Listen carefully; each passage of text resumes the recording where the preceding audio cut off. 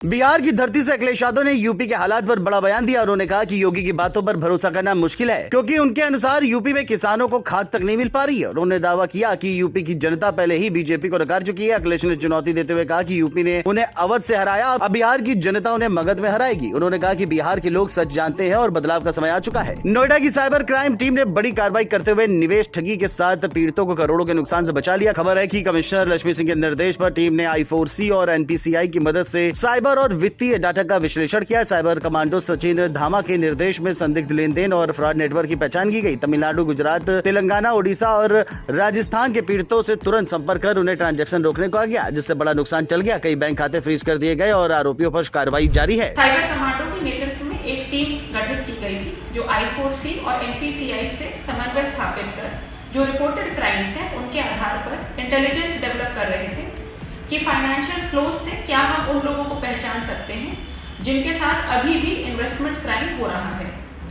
इस इंटेलिजेंस के आधार पर देश भर में से 7 लोग आइडेंटिफाई किए गए, जो तमिलनाडु, तेलंगाना, उड़ीसा, गुजरात और राजस्थान से हैं। इन पीड़ितों से साइबर ठगों ने सोशल मीडिया के माध्यम से संपर्क किया था और उन्हें आश्वासन दिलाया था कि अगर वो उनके साथ निवेश करते हैं तो उनको अच्छा मुनाफा हो सकता है। निवेश के नाम पर उनसे लगातार पैसे लिए जा रहे थे। उनके जो पैसे की लेन देन थी उसको हमारे द्वारा अध्ययन किया गया और उसके आधार पर इन पीड़ितों से हम लोगों ने संपर्क किया, उन्हें सतर्क किया और उनसे ये क्राइम रिपोर्ट कराया। नोएडा से लोकमंच के लिए ताहिर खान की रिपोर्ट। आगरा में सर्विलांस और SOG टीम की संयुक्त कार्रवाई में बड़ी सफलता मिली है। पुलिस ने पिछले 2 महीनों में गुम हुए 210 मोबाइल फोन बरामद किए हैं, जिनकी कीमत करीब 42 लाख रुपए बताई जा रही है। CIR पोर्टल की मदद से की गई इस कार्रवाई में बरामद मोबाइल उनके मालिकों को सौंप दिए गए हैं। मोबाइल पाकर लोग खुशी से पुलिस का धन्यवाद करते दिखे। पुलिस के मुताबिक बीते 1 साल में आगरा में कुल 1202 गुम मोबाइल फोन बरामद किए जा चुके हैं, जिनकी कीमत करीब 2 करोड़ 40 लाख रुपए है।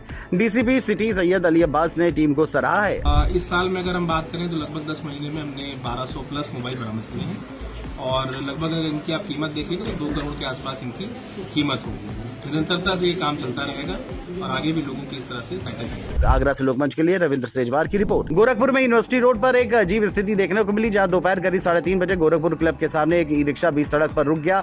राहगीरों ने देखा कि ई-रिक्शा का ड्राइवर अपनी सीट पर लेटा था और पास में बैठी एक महिला की गोद में सिर रखकर आराम कर रहा था। इस वजह से सड़क पर कुछ देर लोगों की नजरें वहीं टिक गई और यातायात भी प्रभावित हुआ।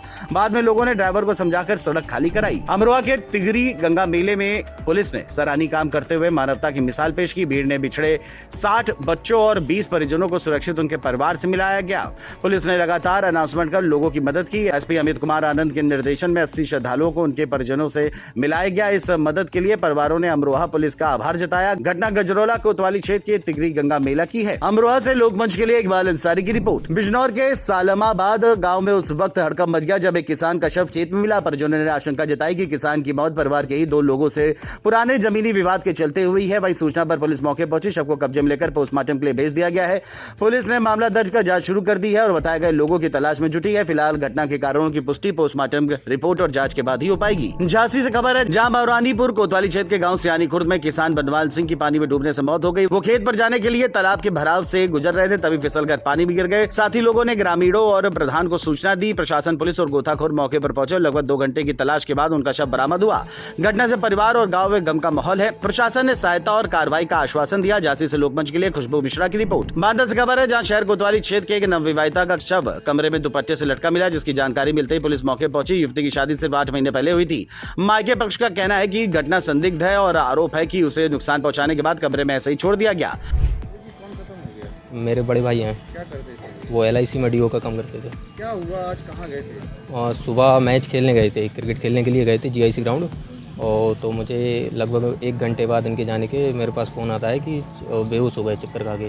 तो मैं जब वहाँ पहुँचा तब ऑलरेडी एम्बुलेंस आ चुकी थी। तो एम्बुलेंस से मैं फिर इधर लेकर आए तो अब पता नहीं क्या हुआ। यहाँ पर पल्स वगैरह उनकी पहले तो थोड़ी सी दिखी, फिर वो भी नहीं दिखी। तो यहाँ पर तो मना कर दिया बिल्कुल। बांदा से लोकमंच के लिए साकेत अवस्थी की रिपोर्ट। चंदौली के सदर कोतवाली क्षेत्र में नेशनल हाईवे 19 पर बिछिया के पास एक बड़ा सड़क हादसा हुआ, जहां तेज रफ्तार ट्रक ने बाइक को टक्कर मार दी और चालक मौके से फरार हो गया। हादसे में बाइक सवार एक युवक की मौके पर ही जान चली गई, जबकि 2 अन्य गंभीर रूप से घायल हो गए। तीनों बाजार से घर लौट रहे थे। सूचना पर पुलिस पहुंची और घायलों को अस्पताल भिजवाया। मामला दर्ज कर ट्रक चालक की तलाश शुरू कर दी गई है। चंदौली से लोकमंच के लिए सुजीत कुमार की रिपोर्ट। कुशीनगर में एक सड़क हादसे में बाइक सवार युवक की जान चली गई। खबर है कि ट्रक की चपेट में आने से युवक गंभीर रूप से घायल हो गया, जिसे तुरंत अस्पताल ले जाया गया, लेकिन डॉक्टरों ने उसे मृत घोषित कर दिया। मृतक की पहचान विजय राठौर निवासी झांसी के रूप में हुई, जो मथौली नगर पंचायत में रहकर ठेले पर फुल्की बेचकर गुजारा करता था। हादसे की सूचना मिलते ही पुलिस मौके पहुंची और शव को पोस्टमार्टम के लिए भेज दिया। दुर्घटना कप्तानगंज थाना क्षेत्र के ताड़ी तोला के पास हुई।